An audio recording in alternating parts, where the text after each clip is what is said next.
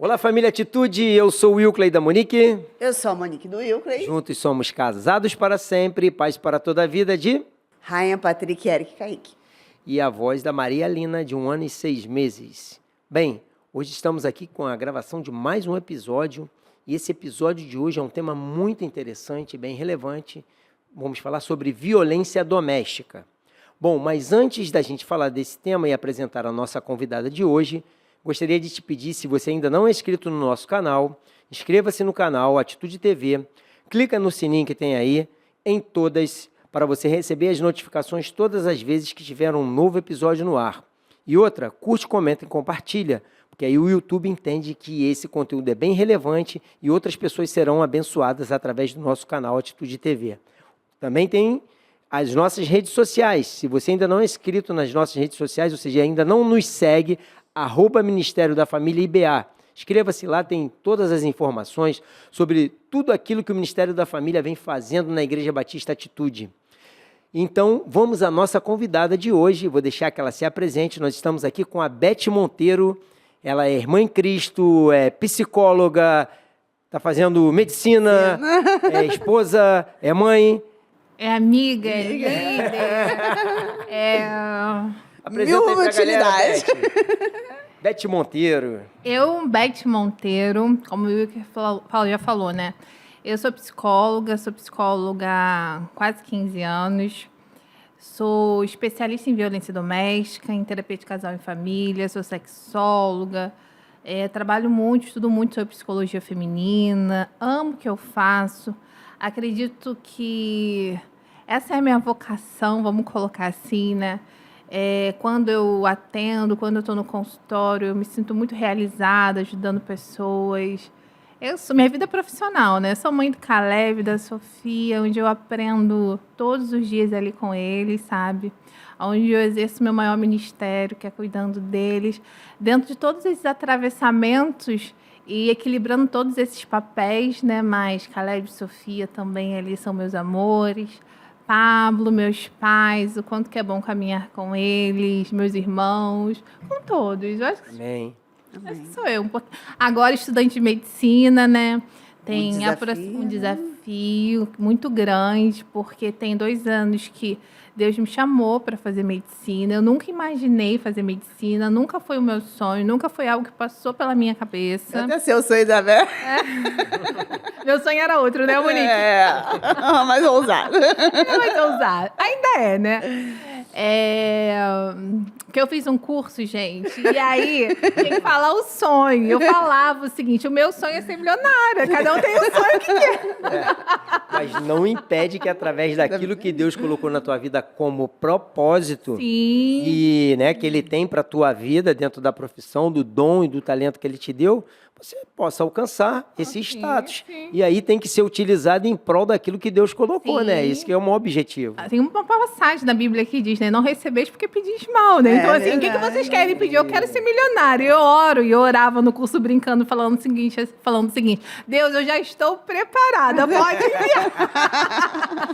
Então, tá igual aquele filme, né? Do Jamal Malik, Quem Quer Ser um Milionário. Aí, ó. Não assisti, vou assistir. Assista. Inclusive, nós temos um dos nossos filhos, chama-se Eric.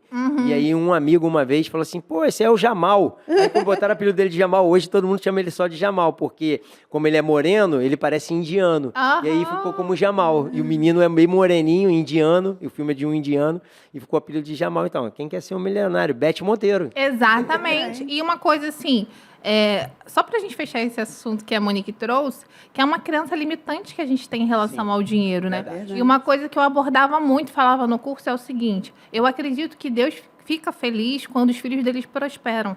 Porque quando eu prospero, a bênção de Deus alcança mais pessoas. Quando a Monique, quando o Wilker prosperam financeiramente, a bênção de Deus é derramada em relação a mais pessoas. Ao então, reino, assim, ao né? reino, uma série de coisas. Então, assim, por isso que eu brincava e falando que eu queria. Meu sonho era ser milionária. Existe porque... um texto na Bíblia que fala sobre isso. Meu é o ouro e a prata. E diz também que nós somos filhos, e filhos são herdeiros. Então, a herança de Deus, o ouro e a prata de quem é? Dos filhos. Nós não somos chamados de servos, poderíamos ser chamados de servos, mas Deus nos chama de filhos. Então, nós temos direito. É herança. Herança. É herança, então. E eu aceito, eu tô preparada. Receba. Papai, receba. E aí, mas de fato, assim, nesse momento estou fazendo medicina, que foi o que Deus me direcionou. Ainda estou vivendo essa experiência para saber para onde Deus vai me direcionar. E foi uma crise bem grande, porque eu falei para as meninas no curso, né, que o meu sonho daqui para frente era um ministério integral e Deus me manda para uma faculdade integral. E foi uma grande crise para mim. Mas eu acredito que os planos de Deus são muito maiores que o meu. Porque eu tive que desacelerar em muitas coisas dentro do meu ministério, da Flor da Pele, tudo que eu já vinha vivendo, e que foi algo que me fez sofrer muito, mas eu entendo que os propósitos de Deus são maiores. E da mesma forma que eu obedeci lá atrás, quando eu fui fazer psicologia, porque o meu sonho não era ser psicóloga, e vocês sabem, né? Era ser engenheira, e hoje a gente colhe os frutos disso, Deus me direcionou para a medicina e eu fui. E aí, Beth, dentro disso aí, para a gente começar o nosso tema falando sobre violência doméstica, você falou sobre o teu sonho e o de Deus. E a gente tem que entender, e hoje a gente entende isso, que, como você falou, os sonhos e os planos de Deus são muito maiores que os nossos, porque foi Ele que nos criou. Então, assim, quando Ele dá um sonho para a gente, e a gente sonha o mesmo sonho que Ele, a gente está caminhando dentro do propósito de Deus. E aí você tinha um sonho da engenharia, e Deus te levou para a psicologia, e hoje você entende que era um propósito dele.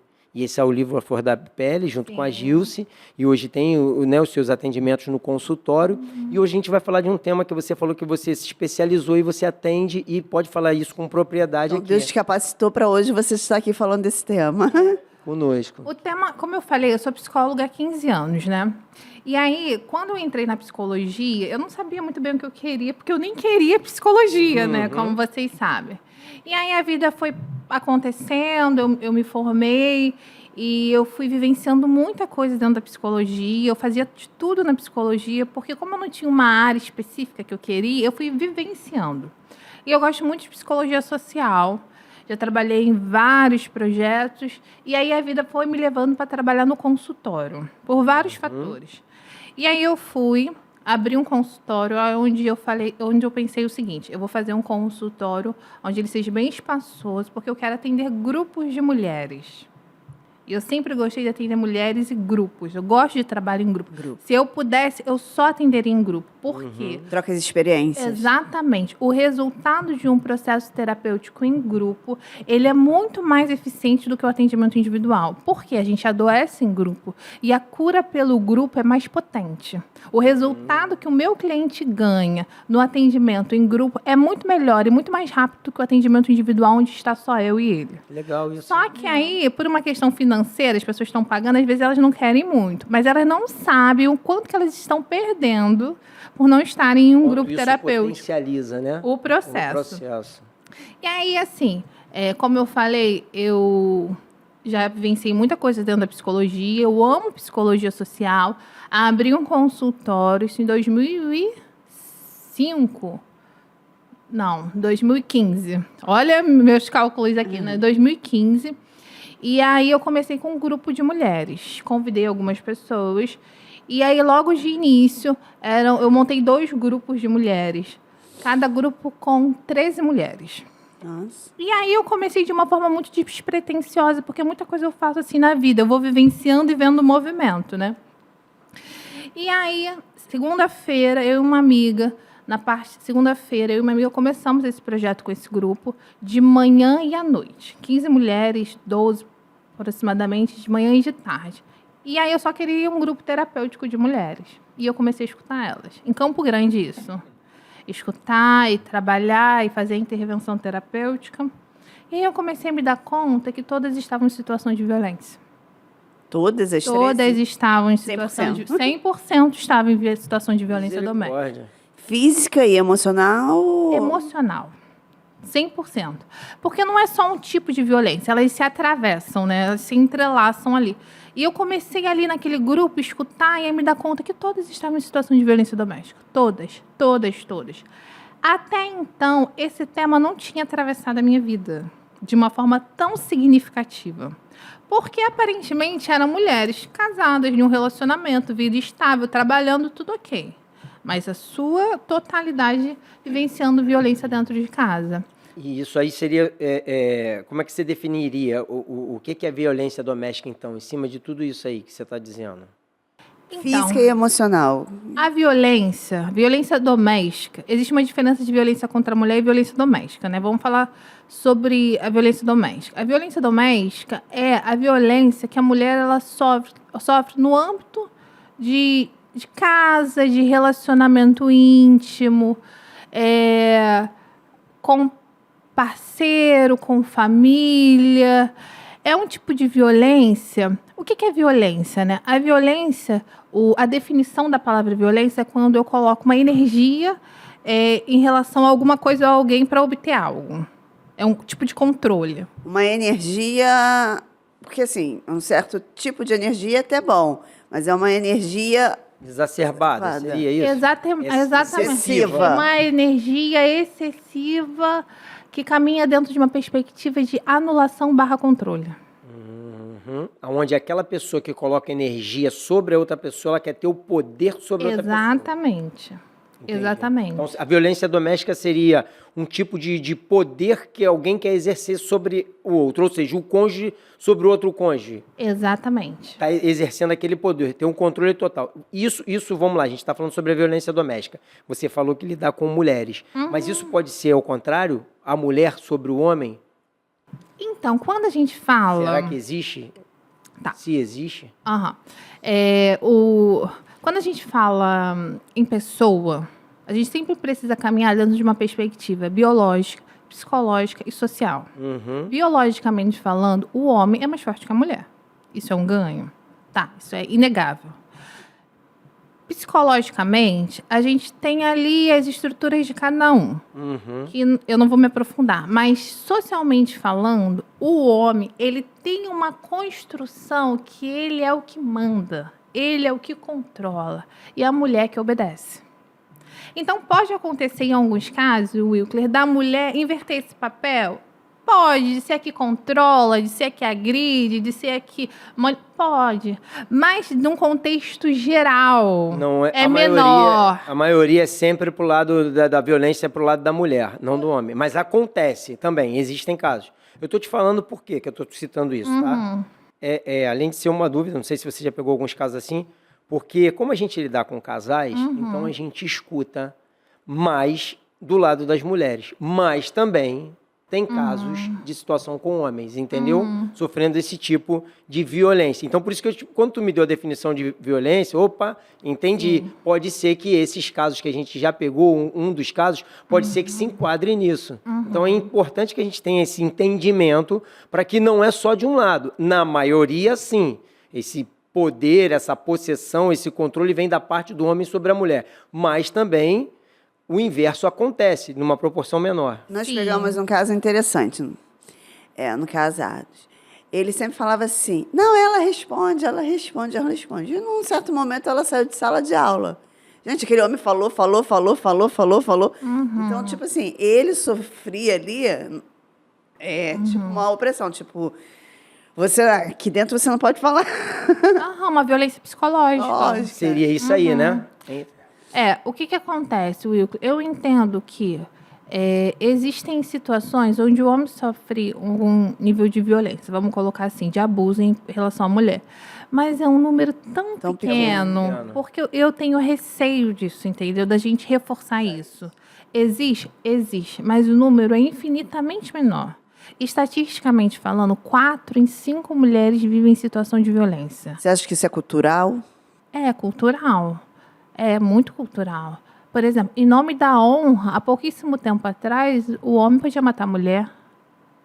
Isso está na nossa história. A mulher, durante muito tempo, ela foi considerada propriedade do homem. Se algo é minha propriedade, eu faço o que eu quiser.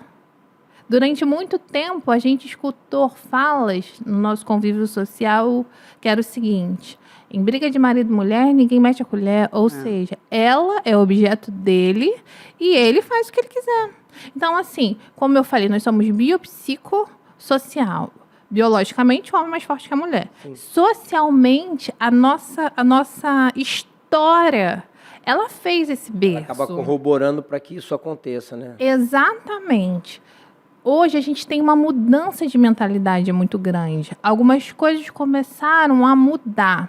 Mas até pouquíssimo tempo atrás, por exemplo, o casamento ele poderia ser anulado se o homem descobrisse que a mulher não era mais virgem. Isso eu estou falando a nível constitucional, legal. Então, assim, existiram várias situações, como eu trouxe aqui de uma forma muito simples, onde o homem era o dono da mulher, sendo dono, ele pode fazer o que quiser, até matar. Porque em nome da honra... Né? Exatamente. Tá. E aí, dentro disso aí, a gente pode entender que existem alguns tipos de sutilezas. Sim. E a pessoa não consegue identificar. Sim. Não, por exemplo, para a sociedade que não convive, sim, não vai identificar. Agora, para a pessoa que está passando aquilo. Sim. Deixa eu só fechar um pensamento claro. rapidinho. Hoje a gente tem uma lei, que a gente diz que a lei pegou, né? Que é a Lei Maria da Penha, sim, que foi criada em 2006.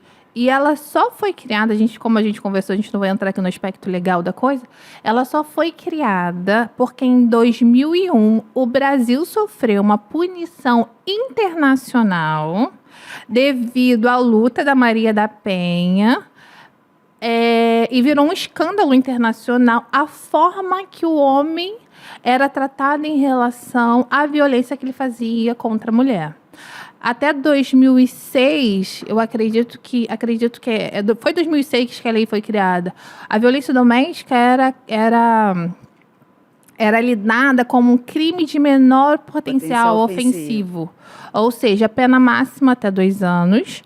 E, às vezes, ele pagava cesta básica, serviço social. Então, assim, legalmente, a vida... não tinha valor. A vida da mulher não tinha valor, o bem-estar da mulher não tinha valor. Então, assim, em 2001, o Brasil foi punido internacionalmente a partir da luta da Maria da Penha, devido às duas tentativas de homicídio que ela sofreu. Uma, ela estava deitada, dormindo, o cara foi lá, atirou nas costas dela, foi quando ela passou pela questão da cadeira de roda. Depois ele tentou eletrocutar ela no banheiro. Então, assim, isso virou um escândalo. E aí, sim, o Brasil foi punido. E uma das consequências dessa punição era criar leis que protegessem a mulher. Aí veio através dessa lei, então. Mas existe, como eu estava falando lá no início, que tu concluiu o raciocínio, foi sobre a questão das sutilezas, porque isso não acontece da noite para o dia. Sim. Né? Vem dando sinais, existem sinais sobre isso. Sim. A Maria da Penha, quando chegou nisso aí, extrapolou o natural de qualquer coisa, mas... Quais são os primeiros sinais? Hoje, assim? como você disse, existe a Lei Maria da Penha, mas tem os sinais que a pessoa pode identificar já justamente para ela tentar... buscar ajuda. Buscar ajuda, porque o primeiro de tudo é buscar uma ajuda para isso aí. A gente precisa falar sobre... existem 5 tipos de violência. Daqui a pouco a gente vai falar sobre isso. Uhum. Mas a violência física é a última delas. É isso. Não começa na violência física. E todo mundo só fala dela. Exatamente. Eu costumo dizer que o quadro da violência doméstica não é aquela foto que a gente está acostumado a ver na televisão da mulher com o olho roxo. Não é. Porque aquilo ali é o final da violência. A violência já está acontecendo há muito tempo para chegar naquela situação. O quadro da violência doméstica é a anulação da mulher. É o esvaziamento da potência dela. É quando quando o relacionamento, a situação vai colocando ela quase como um bichinho enjaulado ali, sem voz. Exatamente. Ou seja, ela já não tem nem mais vontade. Ela já se perdeu. Isso. Exatamente. A voz da sabedoria falando de desumanização. Muito obrigado. Eis que Deus falou e nós escutamos. Desumanização. Exatamente. A desumanização da mulher. Então, assim, a violência física é a última que acontece. As outras formas já estavam acontecendo há muito tempo. E nenhum relacionamento começa com um soco, né? Começa como? Começa bonito, começa encantador, começa cedo. Porque ninguém é masoquista de natureza, já começa querendo ser agredido. Não vai. Então, geralmente os relacionamentos eles começam de uma forma muito bonitinha, apaixonados, amor pra cá, amor pra lá. E aí as primeiras formas de violência acontecem quando o controle começa a aparecer. Só que geralmente, eu sei que muita gente vai aí pular na cadeira, mas eu vou falar com muito carinho e amor. Geralmente o controle acontece como uma forma de cuidado. Ou seja, proteção. Proteção. Estou fazendo isso para te proteger. Exatamente isso. Proteção. Por exemplo, mas você não vai sozinha, não, eu vou te levar lá. Porque o mundo está muito violento. Eu lembro, tá muito violento. Aquela sua amiga, não sei, eu acho que ela não gosta tanto de você. Eu acho que ela tá com ciúme do nosso relacionamento. Não sei, tem uma coisa espiritual nela que quando ela fica com você... E aí, essas sutilezas... Aí começa a entrar esses tipos de violência que você vai, através das sutilezas, vão acontecendo. Como eu falei... Tipos que não vemos. Então, como eu falei, o quadro da violência doméstica não é o soco. É a anulação e o controle. Então, ninguém chega falando, você não vai. Ele vai ali no início do relacionamento... Manipulando, mas aparece sutilmente aparecendo. A mulher é minha, é meu objeto. Então, eu estou cuidando. Isso é uma questão cultural, tá? Eu costumo dizer o seguinte, eu gosto de falar sobre violência doméstica porque eu gosto de relacionamentos e relacionamentos saudáveis. E nos relacionamentos saudáveis, os dois têm potência, os dois têm vida, os dois têm energia, os dois têm alegria de viver. Então, assim, culturalmente, o homem também foi ensinado assim, a ser desse jeito, a ser homem. Na verdade, homem como sexo masculino, testosterona pura, não com hombridade, que é diferente uma coisa da homem. Ser homem do sexo masculino e ter hombridade, são coisas bem distintas. A sociedade não ensina o homem a ter hombridade. Cuidar. Ser homem do sexo masculino. Isso. Do sexo como hétero apenas, ponto. E acabou. E aí, culturalmente, vem desenrolando essas coisas que vão desencadeando, normalmente, nessa violência final aí que você falou. Wilcler, você falou uma coisa muito importante, né? A gente está falando de um contexto da nossa igreja, a gente tem um currículo maravilhoso, tanto de homens quanto de mulheres. O quanto que os cursos de homens ensinam o homem a ter hombridade e ter uma outra forma de existir. Mas vocês estão na contramão de tudo isso do mundo. Então, o mundo não assim, ensina nada disso. Exatamente. Uma vez eu estava conversando com uma pessoa, com um rapaz, e ele falou assim para mim, Beth, eu comecei a entender o que é ser homem de verdade com 50 anos, depois que eu comecei a fazer os cursos da igreja. Isso é uma mudança de paradigma muito significativa. Eu comecei a amar como Cristo ama e olhar como Cristo olha. Porque até então eu achava que tudo que eu fazia era normal. Era ser o macho alfa e o homem e vamos e acontece. Então, assim, Wilcler, quando a gente fala em violência doméstica, a gente precisa ter muito cuidado. Sim. Não é que a mulher não vai aceitar nenhuma gentileza do namorado, do marido, mas a gente precisa perceber quando isso está caminhando da linha do controle. Que é aí que anda o perigo. Porque esse controle ele vai crescendo cada vez mais. A partir e até chegar um momento que a mulher não tem mais voz. Onde ela começa a questionar a própria sanidade mental. Caramba, hein? Isso aí é forte. Muito. Porque ela vai começar a questionar a própria sanidade mental devido à situação que ela está passando. Ou seja, ela está vivendo uma opressão, ela está tão oprimida que ela começa a se questionar. Será que eu estou bem? Será que eu estou certa? Será que eu estou vendo Caramba, coisa? Isso aí é forte. Será que eu sou a desequilibrada da relação? Ai, não, Então, eu devo ser a louca dentro mesmo, disso né? aí, a gente tem um tópico aqui para abordar sobre a violência psicológica. E isso é uma violência psicológica. Sim, Né? sim. E essa violência psicológica, ela é invisível. Normalmente, ela é invisível. Sim. Existem 5 tipos de violência doméstica. Você ia falar. Você trouxe agora a questão da violência psicológica. O que é violência psicológica? É quando eu trabalho dentro da perspectiva da diminuição da autoestima da mulher.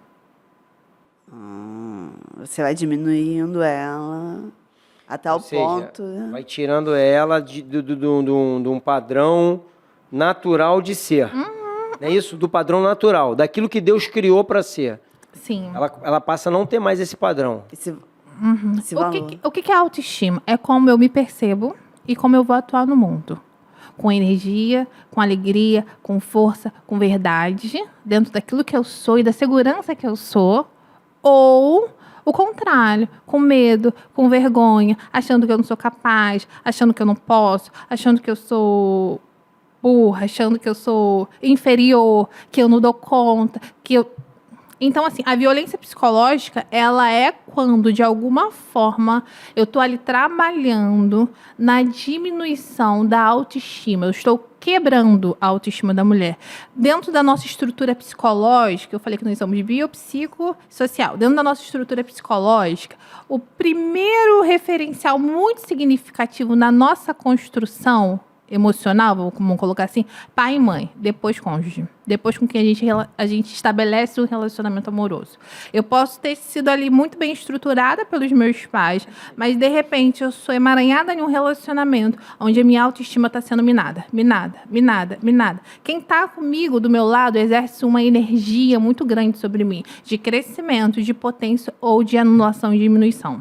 Então, a autoestima diminuída no relacionamento caracteriza a violência psicológica. E aí, isso aí, deixa eu só te fazer uma pergunta, se está dentro disso, né? Porque você falou que existem 5 tipos de violência. A gente falou da física, que essa é notória, não tem... Isso aí É o último mais claro, estágio. É o último estágio. A psicológica, e ela pode estar ligada a outro tipo de violência, que é a moral, a psicológica? Sim. Ela está ligada? Sim. A violência psicológica é quando a gente destrói a autoestima. A violência moral é quando eu trabalho para destruir a moral da pessoa.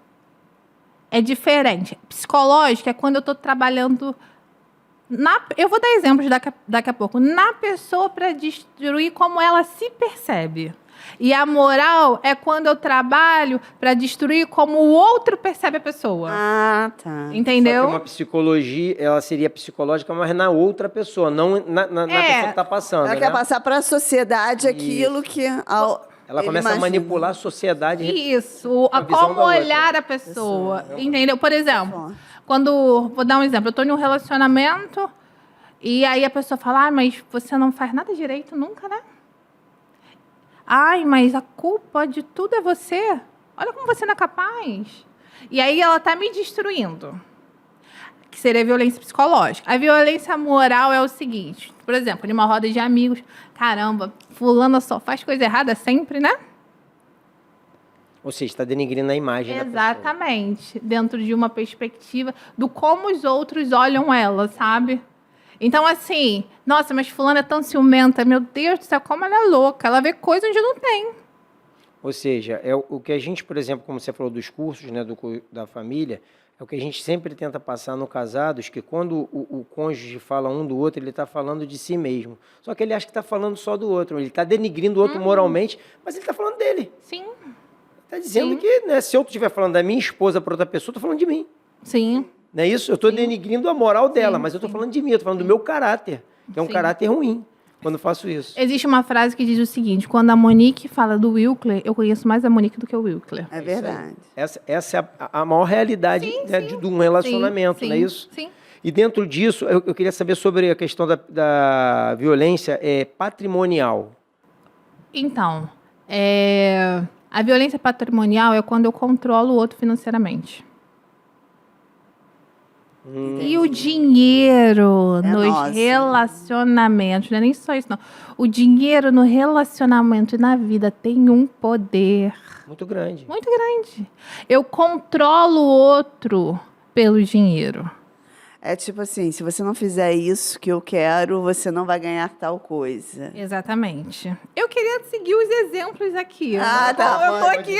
É porque aqui no podcast a gente vai falando assim. A gente tem aí os tópicos, mas só que a gente vai viajando. Eu quero. Ó, existe a violência psicológica, eu vou dar os exemplos. A violência moral, que a gente conseguiu entender. A violência financeira, que está relacionada ao dinheiro, mas também ao patrimônio. Por exemplo, quando eu quebro algo que eu sei que é importante pro outro.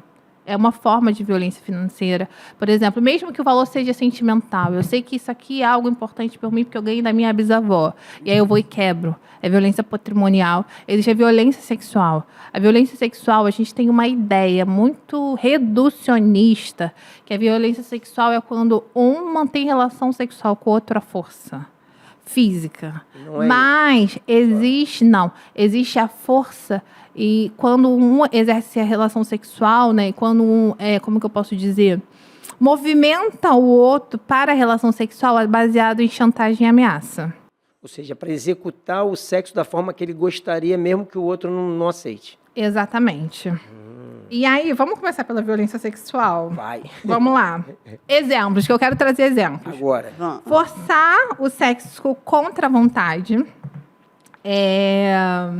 Impedir o uso de contraceptivos. Isso é violência sexual. Obrigar a mulher a realizar práticas sexuais com as quais não concorda. E o estupro conjugal, né? Algumas formas sutis. Pressionar emocionalmente para ter relações sexuais, mesmo quando ela não quer. Chantagear dizendo que ela não ama ou que vai procurar outra que não faz. Outra para fazer, exatamente. Desrespeitar o não da parceira, né? E tem outros exemplos que eu vou trazer aqui. Então, a violência sexual, ela está, principalmente no âmbito do relacionamento, muito baseada na chantagem. Você não vai fazer? Você quer o quê? Que eu procure na rua? Mas o seu corpo não é meu? Como assim, dor de cabeça? E a gente escuta tanta piadinha sobre isso, né? Eu trabalho com sexualidade e eu gosto muito de trabalhar com sexualidade, mas a sexualidade é a ponta do iceberg. O que está acontecendo naquele relacionamento, fora da cama, que faz com que a mulher se aproxime ou se afaste daquele homem? Isso a gente não fala. São assuntos que não são abordados. Não são. A mulher, no relacionamento a médio e longo prazo, o desejo dela está diretamente relacionado à admiração. A gente costuma dizer que é o desejo por intimidade. Eu admiro a pessoa a ponto de ter desejo sexual por ela.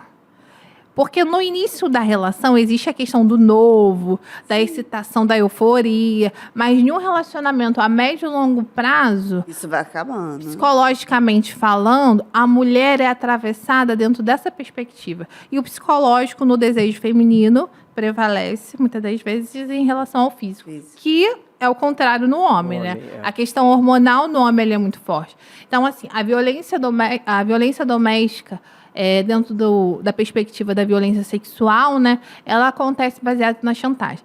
E é muito delicado a gente pensar sobre isso, porque é tão cultural isso, e tão forte, que às vezes a gente vai desabafar alguma coisa na roda de conversa ali com amigas, ou de algum grupo específico, e às vezes as próprias mulheres fortalecem a violência.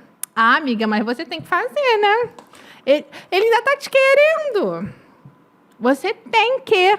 Então, assim, existe a perspectiva do homem, mas o quanto que mulher... Você não sabe o histórico dessa mulher. Exatamente, do que está acontecendo ali, da situação. Se às vezes ela está com uma questão física... Pode ser hormonal. Se, de repente, ela está dentro de uma questão hormonal, se ela está ali dentro de uma questão da estrutura psíquica, por exemplo, uma mulher que está passando um quadro de depressão, dificilmente ela vai ter desejo sexual. E aí a gente não vê as sutilezas, mas enfim, a violência sexual ela caminha dentro dessa perspectiva. Vamos falar um pouco agora da violência psicológica. Eu já trouxe o conceito, né? Agora mas alguns exemplos, exatamente. Humilhações constantes, manipulação emocional, ameaças, por exemplo, de tirar os filhos. Ah, mas você vai morrer. Ah, mas... Sabe? Umas coisas muito, muito doidas, sabe? Isolamento social. Impedir a mulher de sair, de ver amigos e de ver amigos e familiares. Controle excessivo de quem fala, do que está ali falando com os amigos da faculdade, de algum lugar. Uma coisa muito interessante que acontece muito, e às vezes é muito sutil, por exemplo. Eu até vivi isso no meu relacionamento e eu vou desabafar com vocês. Ai, meu Deus. Ó, ele não tá aqui Olha pra se só, defender, não. o cara é meu camarada, vê lá, hein? Não, mas é uma brincadeira Eu vou assim. Ai, Pablo, presta atenção, isso é pra você, irmão. O que acontece? Lembrei de uma situação, agora não tem problema, vou compartilhar, não. Dentro desse controle excessivo, às vezes a mulher fala assim, hoje eu vou sair com as minhas amigas, eu vou em algum lugar, vou fazer alguma coisa. Aí a pessoa fala assim, pode ir, vai sim. E assim, eles entram em acordo, porque também viver a dois é entrar em acordo, né, gente? Sim. Mas é o Porque tempo todo. é o tempo todo, não é assim. No- Se você quer ter uma vida independente, fique solteiro.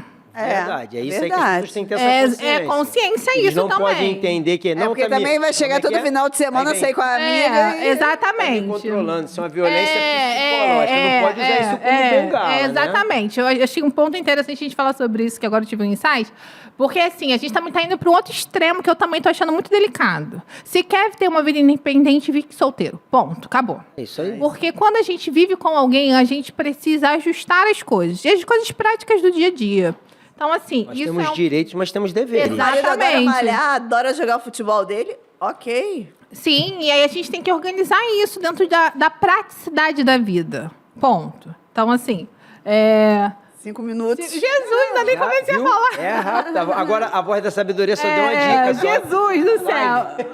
E aí, assim, E aí, assim, por exemplo, aí a pessoa vai. Vou dar o exemplo que você deu. O Will, que falou, hoje eu vou malhar.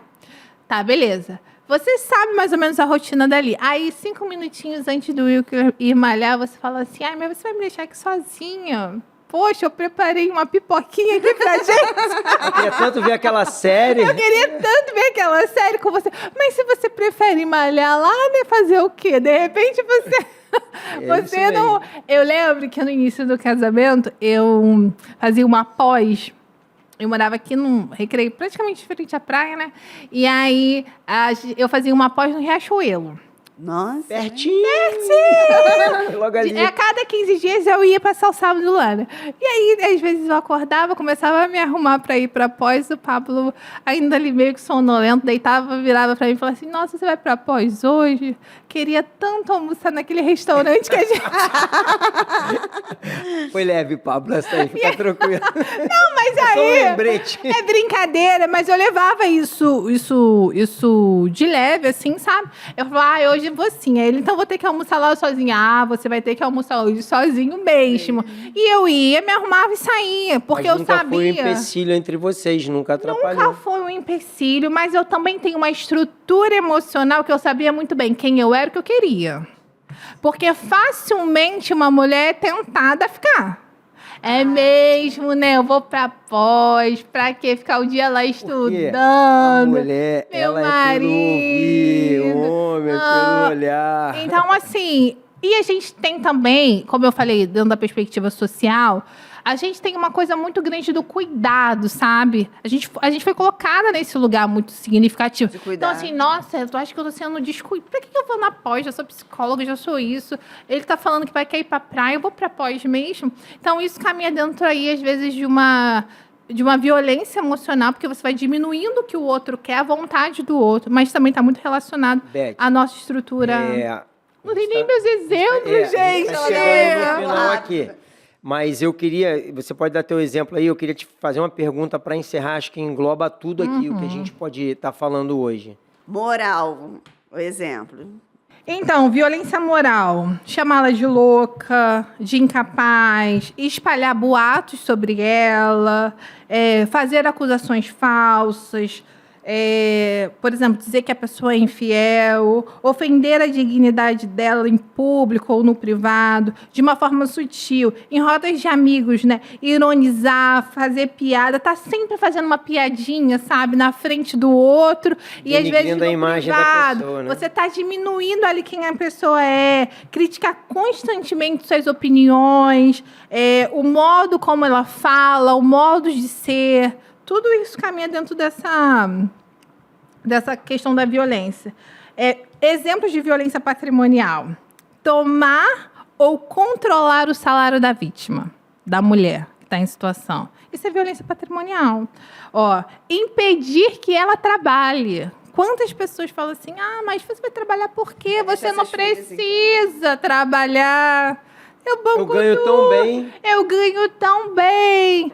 Antes do Pablo, eu tive um namorado que ele falava o seguinte: se a gente casar, você não trabalha mais, porque eu acho que não tem necessidade de você trabalhar. Eu já tenho um excelente salário, não precisa que você trabalhe. Aí outro dia eu estava refletindo, gente, imagina o que o mundo ia perder se eu não trabalhasse. É verdade, não estaria aqui hoje esclarecendo. Exatamente. A minha potência ali, o meu propósito teria sido diminuído.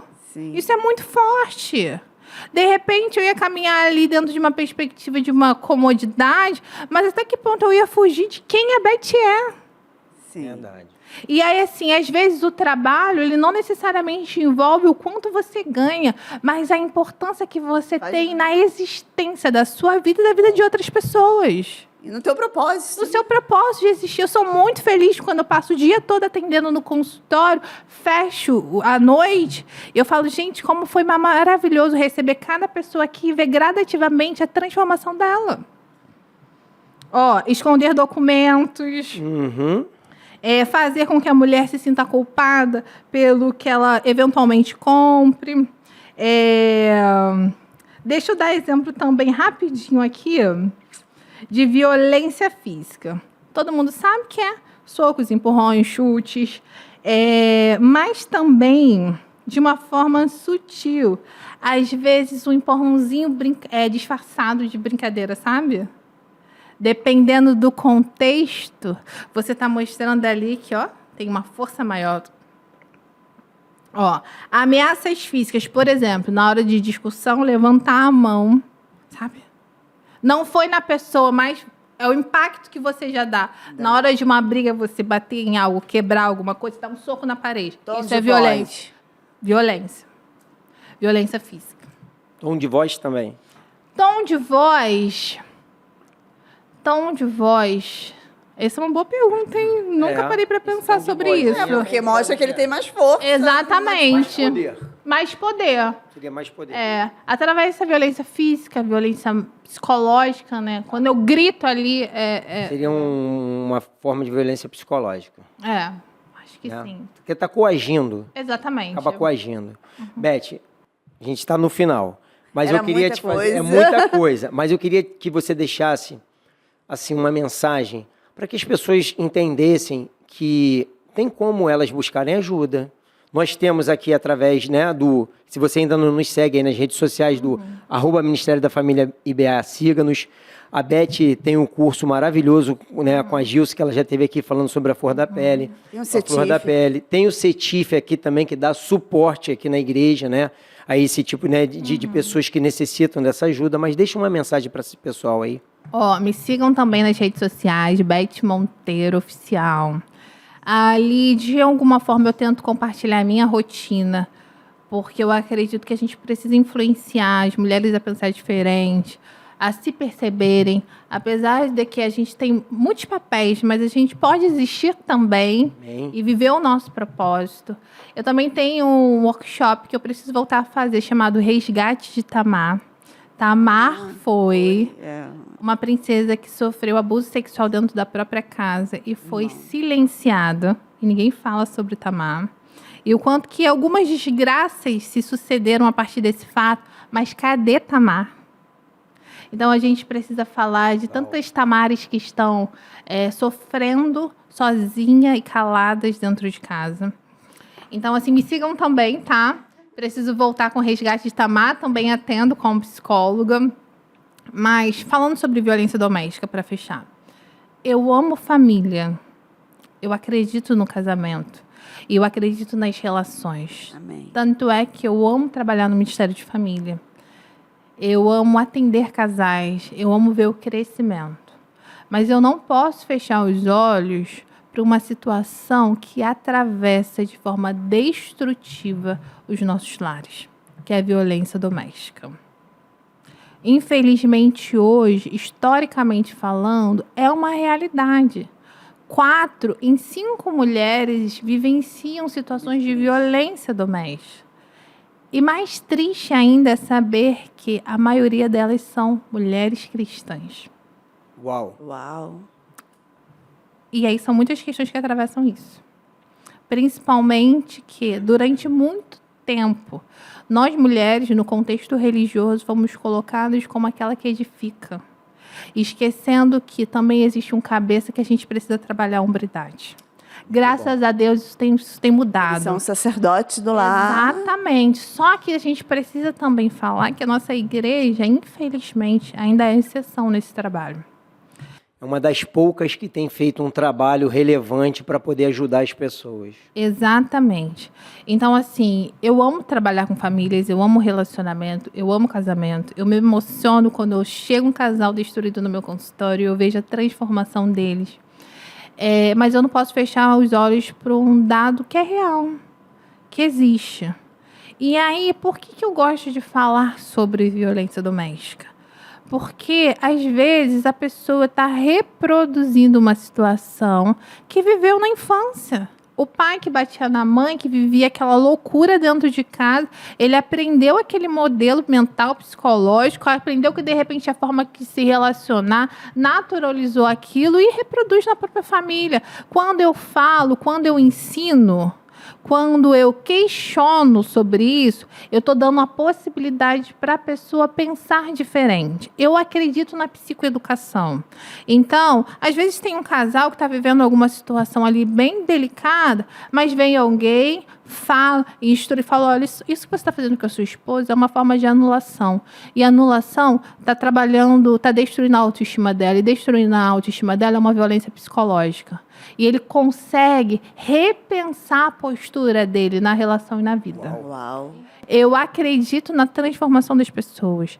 Então, assim, eu falo muito. Adulto sabe ter conversas difíceis. Criança que não sabe. Verdade. Adolescente que não sabe. Então, esse tema é uma conversa difícil que a gente precisa ter. Mas precisa ser falado. Precisa ser falado. Outra coisa que estava no nosso roteiro e a gente não falou.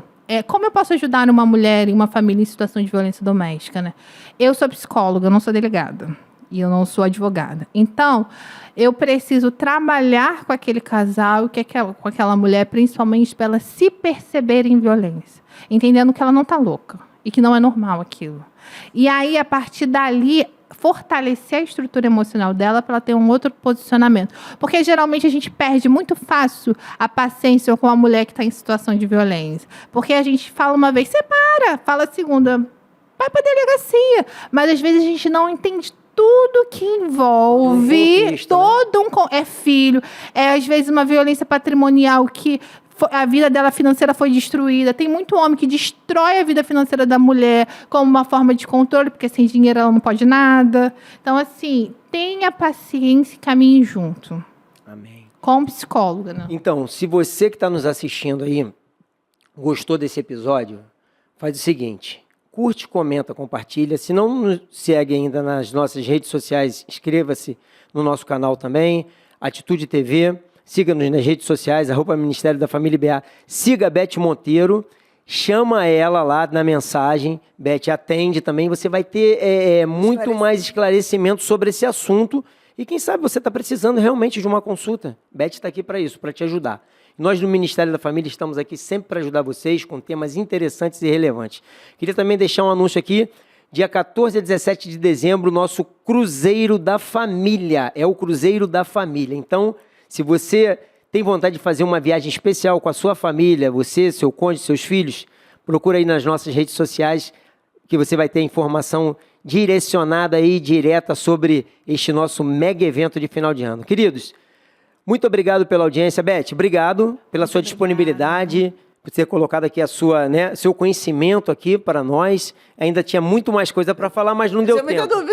O tempo é pequeno, mas vamos trazer a Beth de novo aqui para falar mais um pouco sobre esse assunto e outros assuntos. É muito relevante. Bom, Deus abençoe a todos vocês. Desejamos a vocês saúde, paz e prosperidade. Até o próximo episódio.